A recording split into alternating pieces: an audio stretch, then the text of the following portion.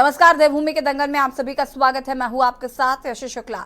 और देवभूमि के दंगल में आज हम बात करेंगे केदारनाथ की लड़ाई हार जीत पर आई। उत्तराखंड की केदारनाथ विधानसभा सीट में होने वाले उपचुनाव के लिए भाजपा कांग्रेस ने अपने प्रत्याशी का नाम घोषित कर दिया है।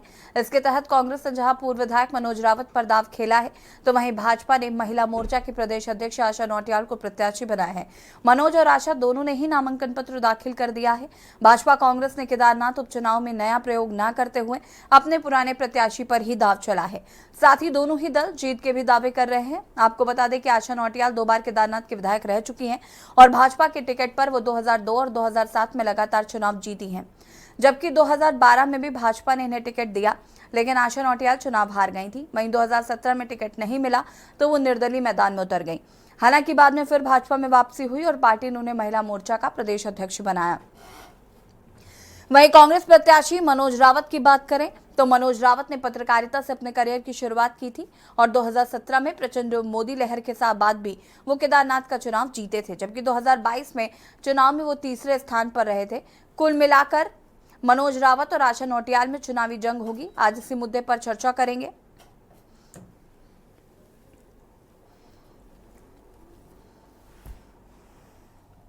बता दें आपको कि केदारनाथ में उपचुनाव होने हैं।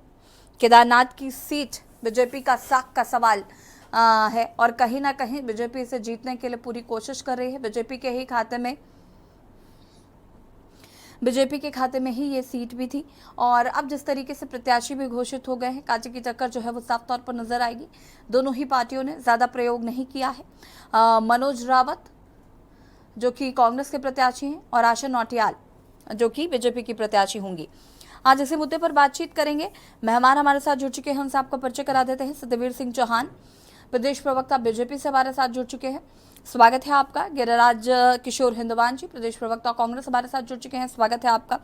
मीनाक्षी घड़ियाल, केंद्रीय प्रवक्ता यूकेडी, हमारे साथ जुड़ चुकी है, मीनाक्षी जी स्वागत है आपका। अरुण शर्मा, वरिष्ठ पत्रकार, हमारे साथ जुड़ चुके हैं, आपका भी स्वागत है। सबसे पहले शुरुआत सत्यवीर जी आपके साथ करती हूँ मैं। आशा नौटियाल जी 2 बार की पूर्व विधायक भी रह चुकी हैं, जहां कयास लगाए जा रहे थे कि शैला रानी रावत की जो बेटी हैं उन पर ये दांव खेल सकती है बीजेपी, लेकिन आशा नौटियाल पर भरोसा जताया है। जी, केदारनाथ विधानसभा में होने वाले उपचुनाव के लिए भारतीय जनता पार्टी ने आदरणीय जो श्रीमती के आशा नौटियाल जी को वहां पे उम्मीदवार घोषित किया है। मैं सर्वप्रथम आपके चैनल के माध्यम से केंद्रीय नेतृत्व और आशा नौटियाल जी को शुभकामनाएं देता हूं कि पिछले कई दशकों से जिस प्रकार से उन्होंने जनता के बीच में लगातार काम किया है और खासकर कि जब वो विधायक भी रही उसमें उन्होंने बहुत ऐतिहासिक काम भी किए और अभी भारतीय जनता पार्टी के संगठन में महिला मोर्चा के अध्यक्ष रहते हुए निरंतर जिस प्रकार की सक्रियता होनी चाहिए उस सक्रियता का उन्होंने उदाहरण भी दिया है और उसी का कारण है कि कहीं ना कहीं महिलाओं का जिस प्रकार से हमको वोट परसेंट भी उत्तराखंड में चाहे 2022 के चुनाव में हो चाहे 2024 के लोकसभा के चुनाव में हो, वो हमको कांग्रेस से कई गुना अधिक देखने को मिला है। और मुझे पूर्ण विश्वास भी है कि आदरणीय मुख्यमंत्री जी और केंद्र सरकार में जिस प्रकार से विकास के कार्यों को जनहितैषी योजनाओं को और लोक कल्याणकारी योजनाओं को धरातल पर उतारने का काम किया है और हमारे कार्यकर्ताओं के परिश्रम से और जनता के आशीर्वाद से केदारनाथ का प्रत्येक बूथ भाजपामय होगा, इसमें मुझे किसी प्रकार की भी दुविधा नहीं है।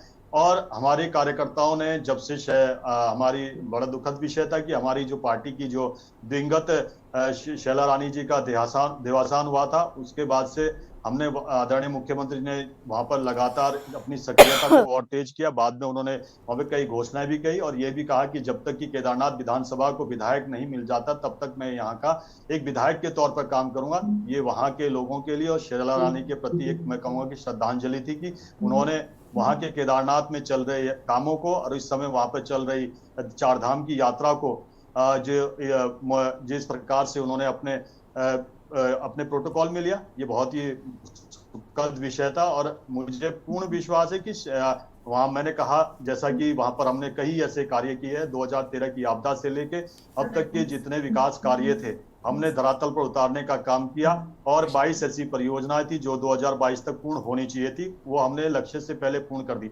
इस समय 188 करोड़ से अधिक की परियोजनाएं वहां पे जो केंद्र सरकार द्वारा चलाई जा रही है उनको पूर्ण किया गया। वहां पे चाहे ध्यान शिविर बनाना हो, चाहे वहां पे आदि गुरु शंकराचार्य की समाधि को स्थापित कर, उनकी मूर्ति को स्थापित करना हो, वहां पर बड़े बड़े पंडाल बनाना हो, वहां पे धर्मशालाएं बनाना हो, तमाम वो कार्य किए गए। और चाहे ऑल वेदर रोड का जिस प्रकार से निर्माण हो, वहां पे तमाम वो कनेक्टिविटी के साधन, चाहे दूरसंचार के साधन हो, चाहे वहां पे सत्यवीर जी, अन्य ये तो आपने अपनी उपलब्धता गिना दी। सवाल तो उन पर उठता है जिन पर विपक्ष लगातार आपको घेरने की कोशिश कर रहा था, जिन मुद्दों पर। यशी जी, विपक्ष तो उत्तराखंड में मुझे नहीं लगता है कि कहीं भी देखने को मिलता है, चाहे विधानसभा के अंदर हो, चाहे विधानसभा के बाहर हो। विपक्ष की भूमिका उत्तराखंड में कहीं भी नहीं दिखी है। वो केवल अपने अपने अपने धड़ों में बटे हुए हैं। आपने देखा होगा कि हमारा तो अभी तक जब शुरुआत से लेके अभी तक, जब से उपचुनाव की घोषणा हुई या उपचुनाव से पहले ये नामों की चर्चा भी हुई, हमारे यहाँ से तो किसी प्रकार का आपको चर्चा का अवसर भी नहीं मिला कि भाई भारतीय जनता पार्टी के प्रदेश अध्यक्ष ने या अन्य किसी व्यक्ति ने अलग अलग लिस्ट केंद्रीय नेतृत्व को भेजी है। ये तो केवल कांग्रेस के ऊपर, मैं भी चर्चाओं में रहा, उसमें करण मेहरा जी की अलग लिस्ट गई, उनकी प्रभारी जो यहाँ की शैलजा जी है उनकी अलग लिस्ट गई, ऐसी हरियाणा सिंह रावत अपने आप कह रहे थे कि मैं भी दावेदार हूं। तमाम तरह के लोग थे जिनकी वहां पे लिस्ट गई। हमारे यहाँ से तो कोई चर्चा भी नहीं बनी कि मीडिया में कोई इस प्रकार की चर्चा।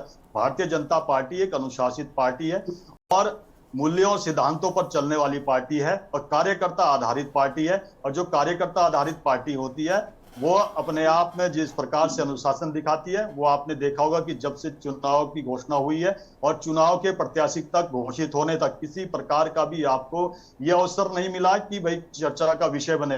ये भारतीय जनता पार्टी के निर्माण से लेके और आज तक ये अनुशासन का परिचय है कि भारतीय जनता पार्टी ने जो यात्रा तय करी थी वो अनुशासन से शुरू करी थी और आज अनुशासन पे पहुंची है।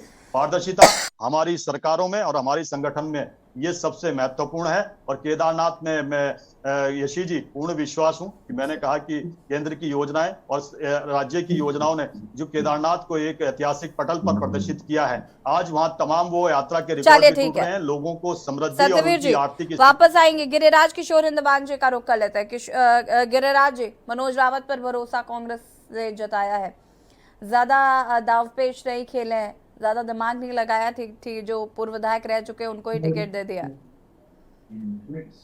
यशवी जी,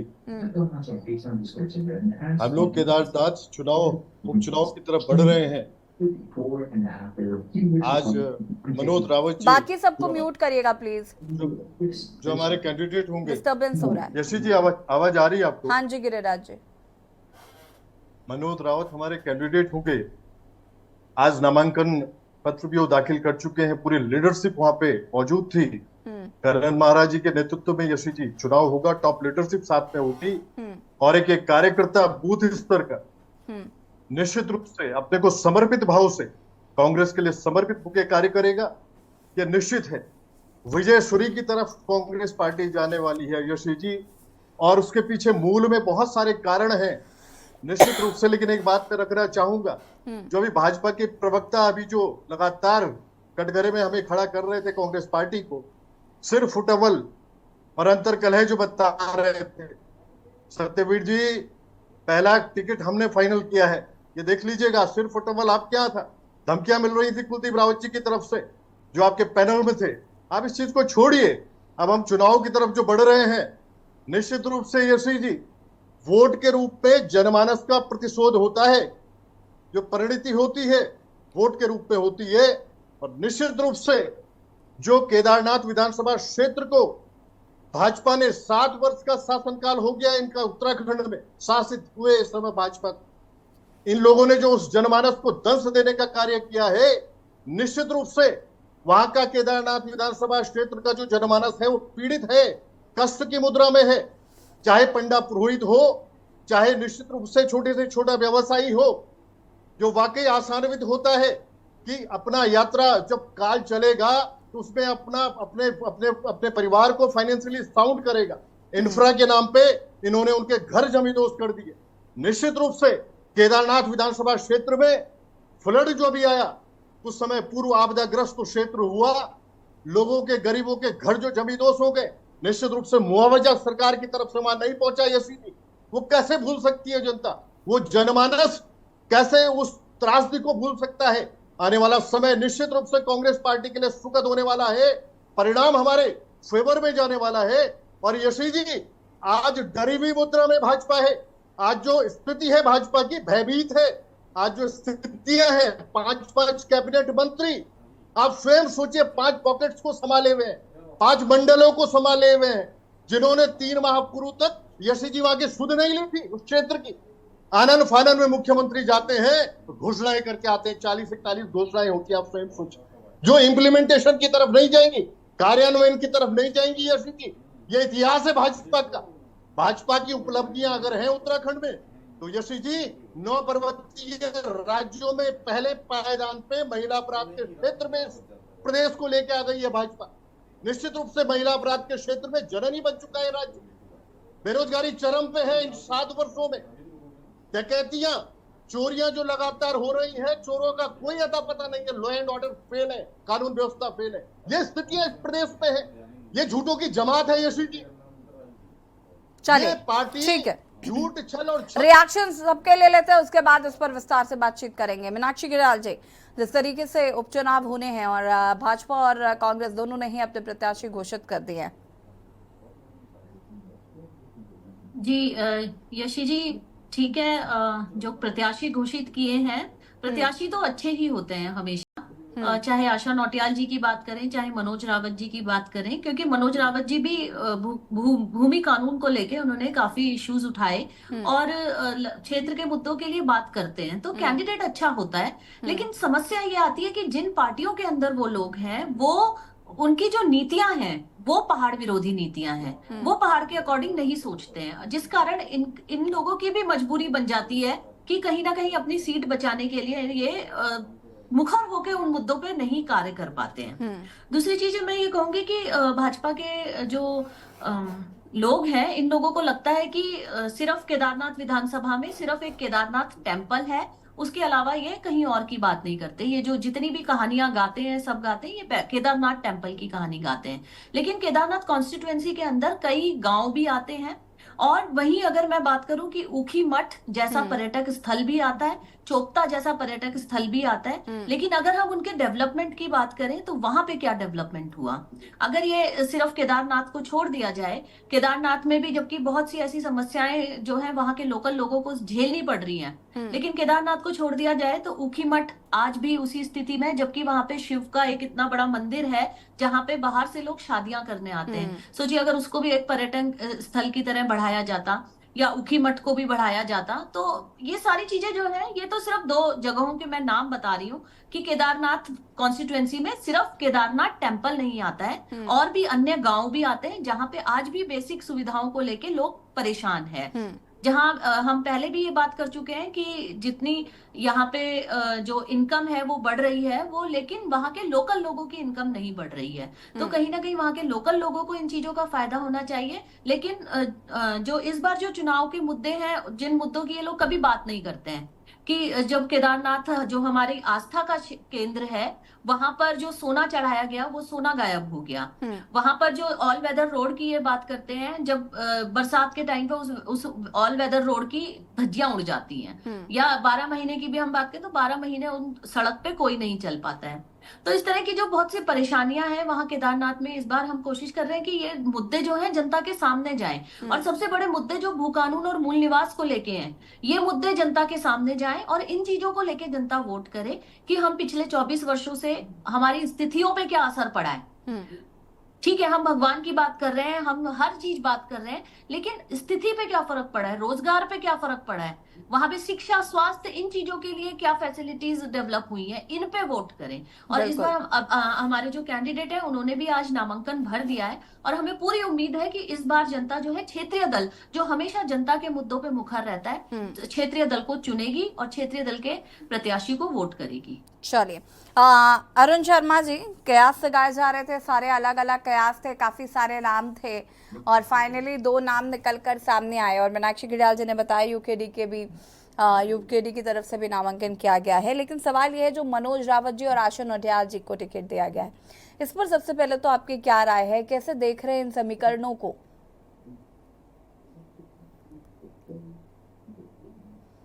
अनम्यूट कीजिएगा अरुण शर्मा जी।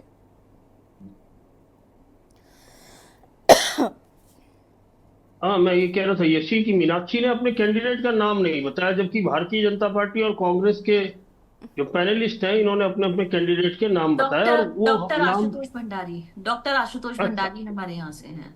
जी धन्यवाद धन्यवाद, जी आपको बताना चाहिए था। जी चलिए जी। कोई बात नहीं।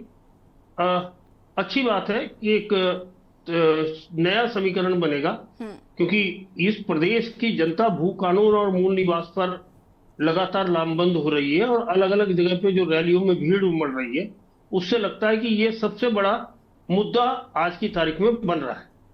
जी यशी, देखिए केदारनाथ बहुत अलग कॉन्स्टिट्यूंसी है और केदारनाथ को उसी तरह देखा जाता है जिस तरह अयोध्या को देखें या बनारस को देखें, उसी तरह केदारनाथ को भी देखा जाता है। अब स्थिति यह है कि केदारनाथ में अगर हम लगातार चुनावों का इतिहास देखें तो पहली विधायक इस कॉन्स्टिट्यूंसी की आशा नौटियाल बनी, दूसरी भी वही बनी, तीसरे में वो शैला रानी से हार गई और उसके बाद फिर शैला रानी जीती है और उसके बाद मनोज रावत जीते हैं 17 में। लेकिन 17 में जब आशा नौटियाल को टिकट नहीं मिला और शैला रानी को टिकट मिला था जो 16 में आई थी, तो आशा नौटियाल निर्दलीय लड़ी थी और निर्दलीय लड़ते में भी 12,000 वोट पाई थी। और जबकि जो कुलदीप रावत टिकट मांग रहे थे वो 13,000 वोट, पिछले 2 चुनाव से वो दूसरे नंबर पे आ रहे हैं निर्दलीय लड़ते हुए। और इस बार भी यह है संभावना कि कहीं कुलदीप रावत फिर से निर्दलीय के रूप में मैदान में आ जाएंगे। अब स्थिति यह है कि आशा नौटियाल का एक लंबा कैरियर हो गया, वो जिला पंचायत मेंबर रही है, जिला पंचायत उपाध्यक्ष रही है, उसके बाद विधायक रही है, तो जमीनी काम करने की एक लंबी उन्होंने दूरी तय की है। और जनता से संपर्क के मामले में मुझे पता है कि उनका व्यवहार जो है, उनके पति भी पत्रकार रहे हैं और वहां से पंजाब केसरी के रिपोर्टर रहे हैं, बहुत सौम्य स्वभाव के लोग हैं दोनों मियां बीवी। और वो उस सौम्य स्वभाव से और जनता पे लगातार संपर्क के चलते आशा नौटियाल आज इस स्थिति में है कि वो पार्टी छोड़ने के बाद दोबारा जब भारतीय जनता पार्टी में आई तो पार्टी ने उन्हें महिला मोर्चे का प्रदेश अध्यक्ष बना दिया। ये उनकी उपयोगिता को देखते हुए किया गया था और मुझे लगता है कि ये टिकट जो इस बार मिला है, तमाम दावेदारों को किनारा करते हुए भारतीय जनता पार्टी ने फिर से आशा नौटियाल पे दांव खेला है। जबकि अगर हम देखें तो 4 विधायक ऐसे हुए हैं उत्तराखंड में जिनकी मृत्यु के बाद उनकी पत्नी को टिकट दिया गया, चाहे वो प्रकाश पंत हो, चंदन रामदास हो, हरबंस कपूर हो और एक मुन्नी देवी भी थराली से विधायक बनी थी उनके पति की मृत्यु के बाद। लेकिन इस बार भाजपा ने बद्रीनाथ के अनुभव से सीखते हुए, क्योंकि बद्रीनाथ में एन चुनाव, लोकसभा चुनाव से पहले राजेंद्र भंडारी को शामिल कराया था पार्टी में और उन्हें टिकट दे दिया था उपचुनाव में, तो वो सबक लेते हुए, क्योंकि वहां जनता भी नाराज हो गई थी और पार्टी कैडर में नाराज हो गया था और राजेंद्र भंडारी को हार का सामना करना पड़ा था कुलदीप बुटोला के सामने, अगर आपको याद हो। तो वो सबक लेते हुए कि कहीं पार्टी का कैडर नाराज ना हो और जनता विरोध में ना चली जाए, इसलिए मुझे लगता है कि आशा नौटियाल को टिकट दिया गया है ऐश्वर्या रावत के ऊपर तरजीह देते हुए।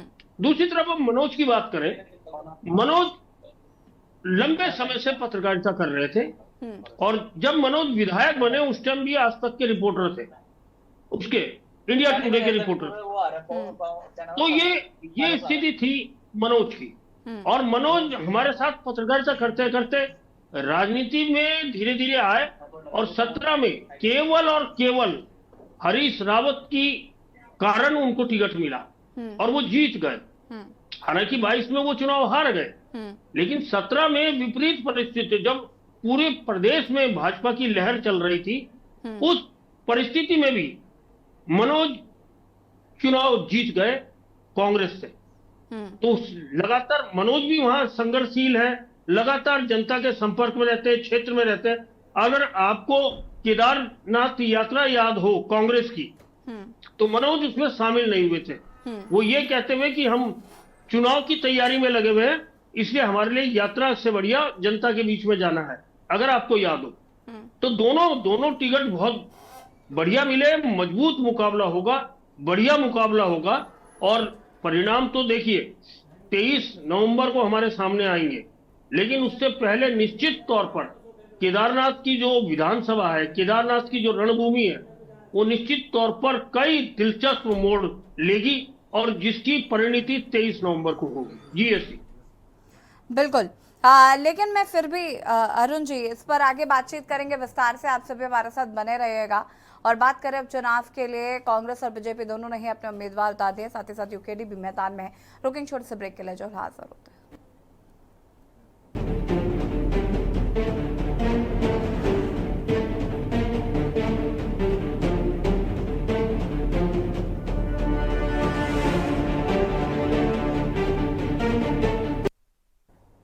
ब्रेक के बाद एक बार फिर से आप सभी का स्वागत है। और देवभूमि के दंगल में आज हम बात कर रहे हैं केदारनाथ उपचुनाव को लेकर। दोनों ही राजनीतिक पार्टियों ने अपने अपने प्रत्याशी जो है वो घोषित कर दिए हैं, साथ ही साथ यूकेडी भी मैदान में है और दावेदारी ठोक रहे हैं। हालांकि जनता किसको चुनेगी ये तो आने वाला वक्त बताएगा, लेकिन जो केदारनाथ के मुद्दे हैं, एक और जहां विपक्ष कई सवाल खड़े कर रहा है, तो वहीं बीजेपी की तरफ से अपने कार्य गिनाए जा रहे हैं। यूकेडी भी कहीं ना कहीं उस पर अपनी किस्मत आजमाने की कोशिश कर रही है। आज इसी मुद्दे पर बातचीत कर रहे हैं मेहमान हमारे साथ लगातार जुड़े हुए हैं। सत्यवीर जी का रुख कर लेते हैं। सत्यवीर जी, बहुत सारे आरोप जो है वो विपक्षी दलों द्वारा लगाए गए हैं और मैं आपसे आशा करती हूं कि विकास कार्य ना गिनाकर उन सवालों के जवाब दीजिए जिन पर लगातार आपको कटघरे में खड़ा किया जाता रहा है।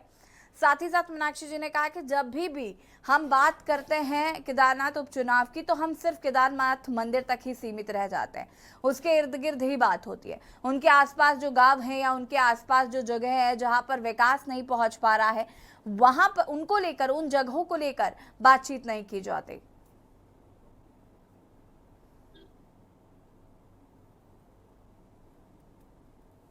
गरीब आशीष जी ऐसा इसलिए कह रहे हैं क्योंकि ये केदारनाथ में जो पुनर्विकास और पुनर्निर्माण के जो कार्य हुए हैं, जो कि 2013 में जब आपदा हुई थी उस समय की तत्कालीन कांग्रेस की सरकार द्वारा किए जाने थे, उन्होंने तो वहां पर एक भी पत्थर रखने का काम नहीं किया। अब जब वहां पर भव्य रूप में केदारपुरी सजी है, वहां पर लगातार हर वर्ष ये धर्मानुरागियों का जो आंकड़ा है वो उस आंकड़े का कीर्तिमान बनाता जा रहा है। हर इतिहास हर पिछले रिकॉर्ड को ध्वस्त होते हुए देख रहा है।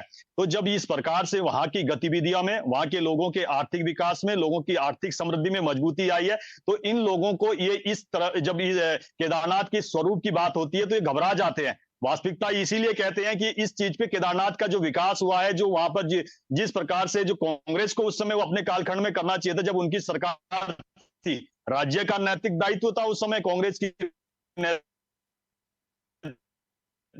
सरकार दायित्व था, तो किसी भी प्रकार से कोई काम करने का काम, हमने उस दायित्व का निर्वहन किया। केंद्र सरकार ने बढ़ चढ़ के उसमें हमारा साथ दिया, प्रधानमंत्री मोदी जी ने बढ़ चढ़ के। अब जब इतना विकास हो गया है, इस चर्चा से भी घबराते हैं। तक कांग्रेस के प्रवक्ता ने कहा कि हमने टिकट पहले घोषित कर दिया है, बीजेपी डरी हुई थी। अरे मान्यवर जी, पूरे इस समय उपचुनाव हो रहे हो या राज्य के जो मेन चुनाव है उसके लिए तो हमने सभी जगह कैंडिडेट घोषित कर दिए हैं। अपने यहाँ देख लीजिए, झारखंड की स्थिति देख लीजिए, कभी वहां पर आपके मुख्यमंत्री पूर्ण बहुमत सरकार के साथ होते थे। महाराष्ट्र में आज जितनी सीटें मिल रही हैं उतनी भी सीटें नहीं मिल रही है। हमने तो एक ही झटके में सभी राज्यों में जहां जहां घोषणा करनी थी एक कर दी। और बात यशी जी कैबिनेट की रही कि हमारे मंत्री जी वहां पर चुनाव के चुनावी समर है उसमें भी जा रहे हैं।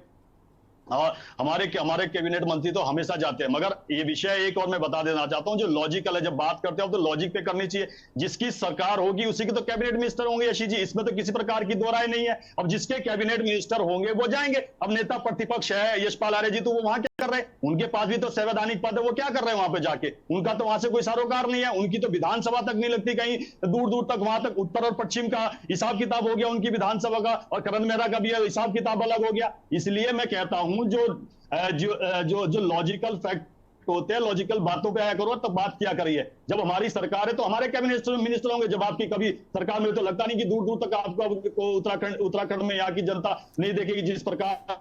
नहीं, सवाल ये नहीं है कि आपके कैबिनेट मिनिस्टर जा रहे हैं, सवाल ये है कि अब आपके कैबिनेट मिनिस्टर जा रहे हैं। अभी तक आपके मिनिस्टर्स नहीं जा रहे थे, अभी तक कोई नहीं देख रहा था कि क्या चल रहा है क्या नहीं चल रहा है। अब आपके मिनिस्टर्स जा रहे हैं, ये सवाल है। ये सवाल नहीं है कि कैबिनेट मिनिस्टर्स जा रहे हैं उनके नहीं है, तो बहुत ऑब्वियस सी बात है। हाँ, मैं आपको, यशी जी, जितना कैबिनेट होता है, कैबिनेट का माननीय मुख्यमंत्री जी होते हैं। जब से भारतीय जनता पार्टी की सरकार आई है, चाहे यमुनोत्री के कपाट हो, चाहे गंगोत्री के कपाट हो, चाहे बाबा केदार के हो, चाहे बद्री विशाल के हो, चाहे खुलने का समय हो, चाहे बंद होने का, कपाट के बंद होने का समय हो, हमारा कोई ना कोई मंत्री वहां पर होता है या मुख्यमंत्री जी वहां पर होते हैं। आप एक बार बता दीजिए कि कांग्रेस के किसी मंत्री की तस्वीर दिखा दीजिए, किसी मुख्यमंत्री इनके भी रहे उनकी तस्वीर दिखा दीजिए। हमने उत्तराखंड में जो देवभूमि है, जिसको देवभूमि बोला जाता है, उसके अस्तित्व को और उसके गौरव को कैसे और मजबूत किया जाए, वो हमने काम किया। कांग्रेस बता दे कि केदारनाथ में जब आपदा आई थी कि एक भी पत्थर रखने का काम किया। केदारनाथ में पुनर्विकास और पुनर्निर्माण के जो कार्य होने चाहिए थे, जो वो बता दीजिए एक भी काम किया। उस समय जो उस वैली में रहने वाले हो, बात केदारनाथ की नहीं आती है। जब ये यात्रा शुरू होती है, चाहे केरल से शुरू होती होगी और चार धाम के जिन जिन कोने में पहुंचती होगी, वो लोगों को लाभ होता है उस यात्रा से। उस केदार घाटी में ये बड़ी शंका पैदा हो गई थी कि हमारा जो आर्थिक व्यवस्था है, हमारे जो सामाजिक ताना बाना है, क्या दोबारा से उसको मजबूती मिल पाएगी। हमारी सरकार ने जिस प्रकार से कार्य होने चाहिए थे, उन कार्यों को गति दी। एक इन्होंने महिला अपराध की बात करी, यशी जी, कांग्रेस के प्रवक्ता ने। मैं तो इनको इतना ही कहना चाहूंगा, पहले महिला अपराध अपनी पार्टी के अंदर कम कर लीजिए। इनके राष्ट्रीय प्रवक्ताओं को, जो इनकी राष्ट्रीय प्रवक्ता, चाहे प्रियंका चतुर्वेदी हो, चाहे राधिका खेड़ा हो, इनके अपराधों से जब सुनवाई पार्टी के उच्च स्तर पर तक नहीं हुई, तब उन्होंने उस पार्टी को छोड़ा। पहले अपनी पार्टी के अंदर का अपराध कम कर लीजिए। बाकी तो इनकी राज्य सरकारों में क्या क्या नहीं हुआ वो सबको पता है। अशोक गहलोत की सरकार क्यों हो गई, और जहां तक इन्होंने आर्थिक मामलों की बात करी, उत्तराखंड की 7 वर्षों की। गिरिराज जी, जवाब दीजिए। प्रकाशित हो चुकी है, चाहे भारत सरकार ने, चाहे उत्तराखंड की वो स्वतंत्र रिपोर्ट है। सतवीर जी थोड़ा रुक जाएंगे। गिरिराज जी, जो राज्य हमको सौंपा था, सतवीर जी रुकेंगे प्लीज। क्या जीएसडीपी हमारा रुक जाइए सतवीर जी, एक सेकंड। गिरिराज सतवीर जी ब्रेक लगाइए, थोड़ा सा रुकिए। का काम किया ये कांग्रेस जो सत्यवीर जी को म्यूट करिए जरा। सत्यवीर जी रुक जाइए जरा, और लोगों को मौका दीजिए। पैनल पे और सारे लोग बैठे हुए हैं। बिल्कुल कंगाल होते जा रहे हैं। गिरिराज जी, जैसी जी मैं सुन रहा था अभी सत्यवीर जी को। अब इनकी अगर बातों का जवाब देने पे अगर हम लोग आए, निश्चित रूप से महिला अपराध के क्षेत्र में जो बात बार बार रखी है, मैं स्वयं भी रख रहा था। 9 पर्वतीय राज्यों में पहले पायदान पे लेके आ गई सरकार इस राज्य को। बलात्कार जितने भी हो रहे हैं, अंकिता भंडारी से लेकर सल्ट तक, और एक जो अभी लाल कुआं का था जिसमें इनका मंडी का एक दुग्ध संघ का अध्यक्ष उसमें है, रुक जाइए सत्यवीर जी। इन पे कहीं कोई कार्यवाही नहीं। यशी जी आवाज आ रही है आपको? हाँ जी। यशी जी, आज भाजपा केदारनाथ चुनाव को प्रतिष्ठा का विषय बना चुकी। निश्चित रूप से साम दाम दंड भेद 2 बाय इलेक्शन जो अभी कांग्रेस पार्टी जीती है, बद्रीनाथ जी और मंगलौर, प्रतिष्ठा का सवाल तो आपने भी बना रखा है ना देने के, बीजेपी के लिए आपने ही नारा दिया था। इनका पूरा 2 बाय इलेक्शन जो कांग्रेस पार्टी जीती, निश्चित रूप था, शासित थे लोग प्रदेश में, और साथ में पूरा शराब तंत्र, पूरा पैसा तंत्र, पूरा कार्य अमला इनका काम कर रहा था दोनों विधानसभा क्षेत्रों में। उसके बाद भी कांग्रेस पार्टी जीत के आई। निश्चित रूप से अगर आप यशी जी अगर इस बात को लेके एनालिसिस करें तो किस तरफ इशारा जा रहा है?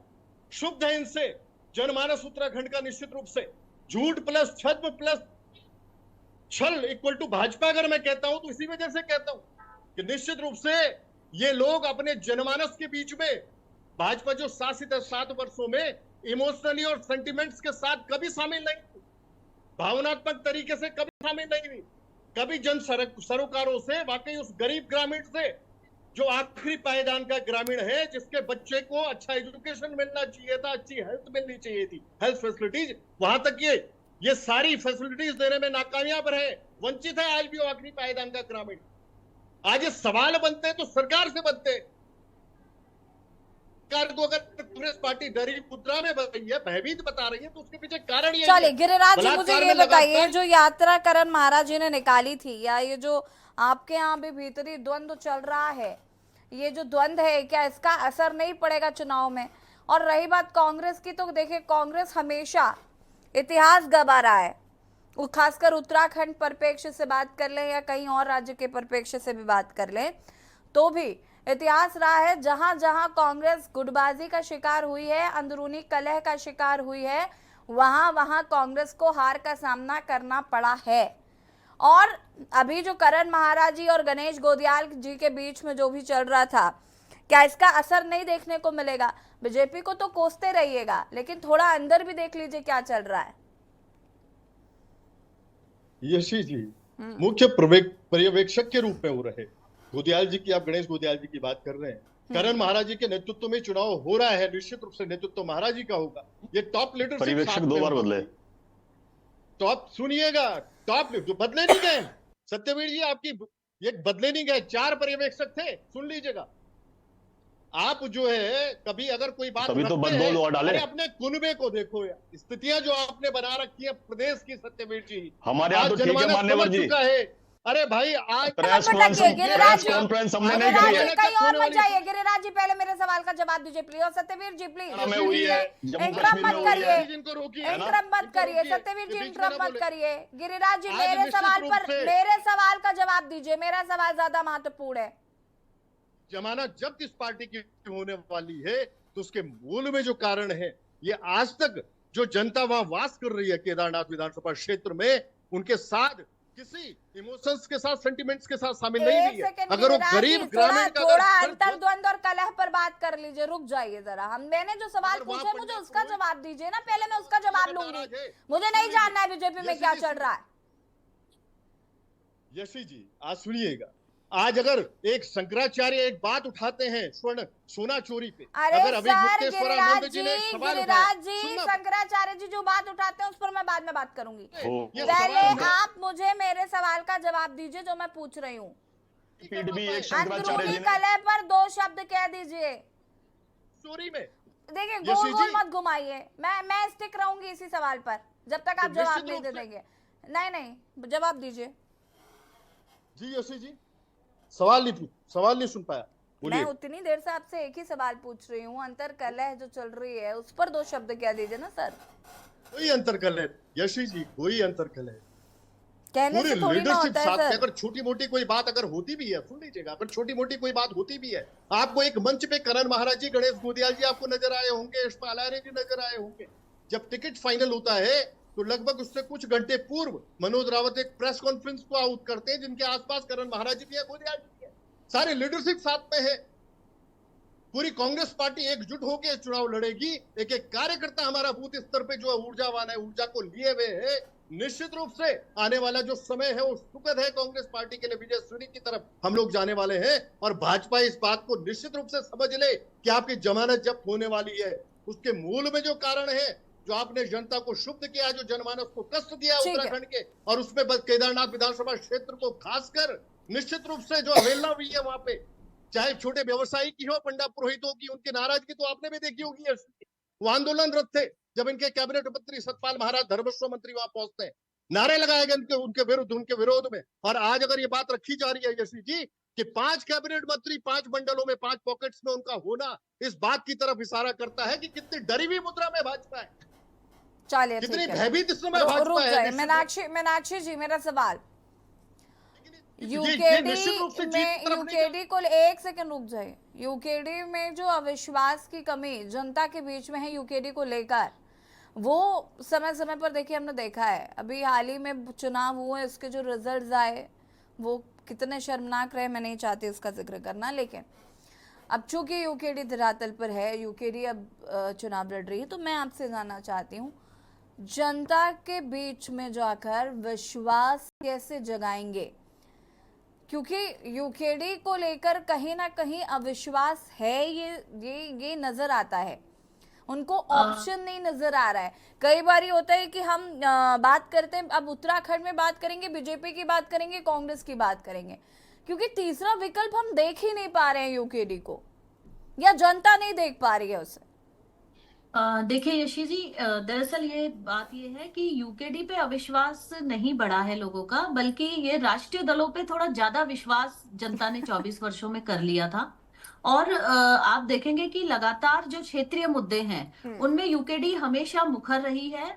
और ये अलग बात है कि जैसा मैंने बताया कि ये नेशनल जो पार्टीज हैं इसका इनके जो एजेंडाज हैं वो जो चुनाव के टाइम पे इमीडिएटली ये लोग लेके आते हैं, उस पे थोड़ा सा जनता ने ज्यादा भरोसा किया।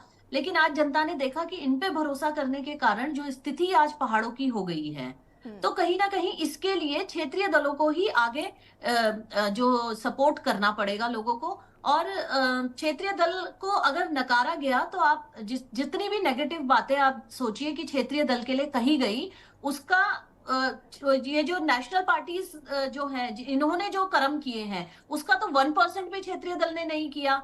तो हम तो फिर भी आप देखेंगे कि यहाँ की जनता फिर भी कांग्रेस और भाजपा को जिता रही है। तो कहीं ना कहीं देखिए, जो मुद्दों की बात होती है, क्षेत्रीय दल अगर लड़ रहा है तो वो मुद्दे जीवित हैं। और क्षेत्रीय दल हमेशा से देखिए, हमने चाहे हमारे पास संसाधनों की कमी रही हो, धनबल की कमी रही हो, लेकिन फिर भी हमने क्षेत्रीय मुद्दे जो है वो जिंदा रखने के लिए हमने हमेशा अपना पार्टी कैंडिडेट वहां पे खड़ा किया है। और देखिए इस बार भी मीनाक्षी जो जी, जनता मीनाक्षी जनता जी, ने 2000 से लेकर 2024 तक जो मुद्दे हैं वो मुद्दे ही हैं। उनको जिंदा रखना बड़ी बात नहीं है, उन पर अमल नहीं हो रहा है, ये ज्यादा बड़ी समस्या है लोगों के लिए। वो अमल करने के लिए हम भाजपा और कांग्रेस को चुन रहे हैं ना। अगर उन पे अमल करवाना है तो हम भाजपा कांग्रेस को चुन रहे हैं, लेकिन भाजपा कांग्रेस उस पे नहीं कर रही है काम। जैसा कि मैंने पहले भी कहा कि कैंडिडेट अच्छे होते हैं, लेकिन नेशनल पार्टीज के लिए हम ये जो उत्तराखंड का जो पहाड़ है वो कोई वैल्यू नहीं करता है। जिस कारण अभी अभी आप देखेंगे केदारनाथ में जितना भी पुनर्निर्माण हुआ उसमें आप देखिए कि जो लोकल लोग हैं उनको ठीक है पुनर्निर्माण हुआ, सड़क जो है चौड़ी करने के लिए वहां के लोगों को बड़ी समस्याएं झेलनी पड़ी। लगातार वहां पे जो भूस्खलन की समस्याएं बढ़ी हैं, पहाड़ बादल फटने की जो समस्याएं बढ़ी हैं, वो वहां का मूल निवासी झेल रहा है। लेकिन चलिए वो भी झेल ली, लेकिन उसके बावजूद भी लोगों ने सोचा कि चलिए अब जो तीर्थ यात्री हैं उनकी संख्या बढ़ी है तो कहीं ना कहीं बेनिफिट होगा, आर्थिक जो स्थिति है वो सुधरेगी। तो वो लोग जो है अपना व्यवसाय जमाने के लिए उन जगहों पर जाते हैं। लेकिन आप यकीन नहीं करेंगे कि वहां पे उनको अपना व्यवसाय जमाने के लिए जमीन खरीदना मुश्किल है। क्यों? क्योंकि पहाड़ के पहाड़ बड़े बड़े भूमाफियाओं ने खरीद लिए हैं, बड़े बड़े रिजॉर्ट जो है वो बाहर के लोगों के बन चुके हैं। तो वहां के जो मूल निवासी हैं जो खुश हो रहे हैं कि वहां पे डेवलपमेंट हो गया है, वहां पे सड़कें चौड़ी हो गई हैं, वहां पे तीर्थ यात्री आ रहे हैं, लेकिन उसका फायदा मूल निवासियों को रत्ती भर भी नहीं हो रहा है। क्योंकि अगर आप जीडीपी की बात कर रहे हैं ना, तो जीडीपी तो आप ऑल ओवर उत्तराखंड की बात कर रहे हैं, लेकिन अगर वहीं पहाड़ी जिलों का हम प्रति व्यक्ति आय देख रहे हैं तो वो कम होती चली जा रही है। रुद्रप्रयाग जैसे शहर की आप देखेंगे वहां पे 1 लाख से भी नीचे प्रति व्यक्ति आए हैं। तो जो स्थितियां हैं जो खराब हुई हैं वो इन नेशनल पार्टीज को सेलेक्ट करके खराब हुई हैं। तो आज भी हम देखें पूरे जिस तरह से हम लोग पूरी उम्मीद के साथ जनता के सामने रहते हैं, पूरी जो हमारे मुद्दे हैं मुखरता के साथ उन मुद्दों पे बात करते हैं, तो आज भी हम मुद्दों की बात कर रहे हैं। देखिए ये तो जनता को समझना पड़ेगा ना, जनता को समझना पड़ेगा कि 24 वर्षों से आप जिन पे भरोसा कर रहे हैं, क्या उन्होंने आपकी आर्थिक स्थिति को सुधारने के लिए कुछ किया? क्या वहां पे जो मूलभूत सुविधाएं थी उनको सुधारने के लिए कुछ किया? यदि नहीं किया तो इन मुद्दों को वोट का मुद्दा बनाना पड़ेगा, इसको वोट पे कन्वर्ट करना पड़ेगा। क्योंकि जब तक हम लोग वोट में इसको नहीं कन्वर्ट करेंगे तब तक सड़क पे संघर्ष का भी कोई फायदा नहीं हो रहा है, हम लोग देख रहे हैं। तो इसलिए इसको वोटिंग का वो बनाना पड़ेगा। और जब तक आप सत्ता परिवर्तन की बात नहीं करेंगे, और सत्ता परिवर्तन नेशनल पार्टीज में नहीं, क्योंकि ये दोनों तो एक दूसरे के साथ खेल खेलते हैं कि चलिए यहाँ पे अभी सत्ता यहाँ पे है तो विधायक उठ के वहां चला जाएगा, कोई उसमें कोई बड़ी बात नहीं है, क्योंकि सिर्फ सत्ता में रहना यहाँ पे लोगों का मेन एम है। तो इसलिए क्षेत्रीय दल को करना पड़ेगा इस बार सेलेक्ट, और तभी जाके कुछ यहाँ के क्षेत्रीय मुद्दों पे काम हो पाएगा। अरुण जी, हम चर्चा जब कर रहे थे इससे पहले डिबेट्स में, तो हम बात कर रहे थे सिंपैथी वोट की। मुझे लगता है वो सिंपैथी वोट तो गया। अब अगर दोनों राजनीतिक दल और यूकेडी ने तो अपनी बात क्लियर कर दी, लेकिन अगर हम कांग्रेस और बीजेपी की बात करें तो इनके पास क्या रह जाता है? ये किन मुद्दों पर जनता के बीच में जाने की कोशिश करेंगे? वो तो विकास विकास कर रहे हैं, इनके पास अभी हाल ही के मुद्दे हैं सोना चोरी और जिस तरीके से क्यूआर कोड का मामला या फिर जो शिला की बात ये करते आए। क्या महज बस इतने ही मुद्दे हैं केदारनाथ के? अनम्यूट कीजिएगा अरुण जी।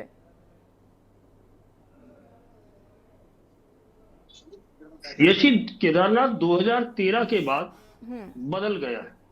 हाँ, अगर वहां कोई गया हो तो वो देखता है कि पहले वो केदारनाथ की जो संकरी गलियां थी और उन गलियों में ही चाय, पानी के खोखे, होटल होते थे। अब वो बदल गए। अब वो 150 फीट चौड़ी सड़क है हेलीपैड से लेके और मंदिर तक, और दूर से मंदिर दिखता है तो बड़ा अच्छा लगता है। देखिए, निश्चित तौर पर केदारनाथ में 2014 के बाद बहुत तेजी से काम हुए और बहुत शानदार काम हुए, क्योंकि मैं उसका प्रत्यक्षदर्शी गवाह हूं। लेकिन उसके बावजूद 17 में मनोज रावत का जीतना निश्चित तौर पर वहां के लोगों की नाराजगी के कारण हुआ है। दूसरी चीज, आप ये देखिए कि निश्चित तौर पर काम हुआ, और हाल में शैला रानी रावत के निधन के बाद मुख्यमंत्री प्रत्यक्ष या अप्रत्यक्ष रूप से 5 या 6 बार, कभी वो वीडियो कॉन्फ्रेंसिंग के जरिए, कभी वहां जाकर टच कर चुके हैं केदारनाथ कॉन्स्टिट्यूंसी को, और लगातार एक के बाद एक घोषणाएं भी की है। लगभग 180 घोषणाएं उन्होंने की भी है। देखिए, भारतीय जनता पार्टी के बीच में तो चुनाव में जाने के लिए ये मुद्दे हैं काफी, लेकिन कांग्रेस भी वहां के लोगों की जो नाराजगी, जिनके घर टूटे, जिनके रोजगार छिन गए, वो तमाम चीजें हैं, या केदारनाथ को छोड़ के बाकी क्षेत्र जो उस कॉन्स्टिट्यूंसी का है वो अविकसित रहा। जैसे जब मैं पिछली बार गया तो फाटा के पास, फाटा से पहले सड़क बिल्कुल क्षतिग्रस्त थी क्योंकि वो बन रही थी, तो वो खोद डाली गई ऑल वेदर के लिए, तो वहां गाड़ियां बड़ी मुश्किल से निकल पा रही थी। और इस साल भी आपदा आई है। इस साल भी आपदा ने बहुत से लोगों को बहुत से जख्म दिए। अब वो जख्म सरकार ने कितने भरे या कितने अधूरे रह गए, ये चीजें चुनाव के दिन सामने आती है, क्योंकि उत्तराखंड का जो जनमानस वो साइलेंट किलर का काम करता है। यहां जनता मन में रख लेती है बात को, और जब वो ईवीएम का बटन दबाने की बात आएगी, उस टाइम उसके मन की भावना उस बटन के ऊपर प्रहार करेगी। तो ये स्थिति है।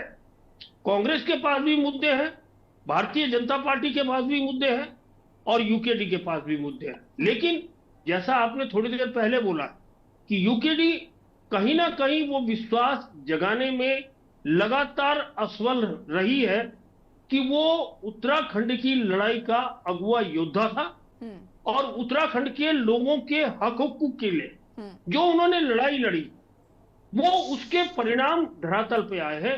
वो ऐसा विश्वास जगाने में लगातार असफल रही है, और इसीलिए हुआ है कि उनका वोट प्रतिशत लगातार कम होता गया, यहां तक कि उनका चुनाव चिन्ह भी चुनाव आयोग ने जब्त कर लिया। तो आज तो वो बिना चुनाव चिन्ह के चुनाव मैदान में है। तो ये सारी स्थितियां हैं। लेकिन मैं वही कह रहा हूं कि अब आने वाले दिनों में निश्चित तौर पर ये लड़ाई बहुत दिलचस्प होती जाएगी, क्योंकि रुद्रप्रयाग से जब हम केदारनाथ की तरफ जाते हैं तो गुप्तकाशी वाली सड़क, और दूसरा अगर हम वापिस आ जाए कुंड से, और कुंड से लेके चोपता तक चले जाएं, तो केवल इन दोनों ही सड़कों के दोनों तरफ केदारनाथ कॉन्स्टिट्यूंसी है, इसके अलावा कुछ नहीं है। और 90,000 वोटर हैं, जिसमें से महिलाएं ज्यादा हैं, और भाजपा ने महिलाओं को ही मैदान में उतारा है। तो इसका कितना लाभ होगा, कितना हानि असर होगा, ये देखना होगा। गिरिराज जी फटाफट अपनी बात को पूरा करेगा। यशी जी, अरुण जी वाकई बड़ी छनी हुई बातें करते हैं, उनका एनालिसिस बड़ा ब्रॉड होता है। एक चीज मैं रखूंगा यशी जी, भाजपा का इतिहास ये रहा है कि अभी इंफ्रा की बात अरुण जी ने रखी केदारनाथ जी, निश्चित रूप से जो लोग जमींदोज हुए, चाहे पंडा पुरोहित हो, चाहे वो छोटे से छोटा व्यवसायी हो, भाजपा यशी जी रिहेबिलिटेशन की तरफ नहीं जाती है, पुनर्वास की तरफ नहीं जाती है। उस गरीब से, उस मिडिल क्लास से इनको कोई लेना देना नहीं होता है। अरुण जी की जो बात, जितनी छनी हुई बातें थी, वो वाकई इस तरफ इशारा कर रही थी कि ये लोग कभी भी उस व्यक्ति के लिए, वाकई जिसको जमींदोज से करते हैं इंफ्रा के नाम पे, उसके लिए इनके पास कोई सोच नहीं है, कोई रणनीति। चलिए, जनता इसको कैसे देखते देखिए गिरिराज जी, ये देखना होगा। आपका शुक्रिया चर्चा में शामिल होने के लिए सभी का। और देवभूमि के दंगल में बात करें केदारनाथ उपचुनाव को लेकर, दोनों ही राजनीतिक दलों ने अपने अपने कैंडिडेट घोषित कर दिए हैं, साथ ही साथ यूकेडी भी मैदान में है। हालांकि जनता किस पर विश्वास करती है देखना होगा। देवभूमि के दंगल में फिलहाल इतना ही। देखते रहिए के न्यूज़ इंडिया। नमस्कार।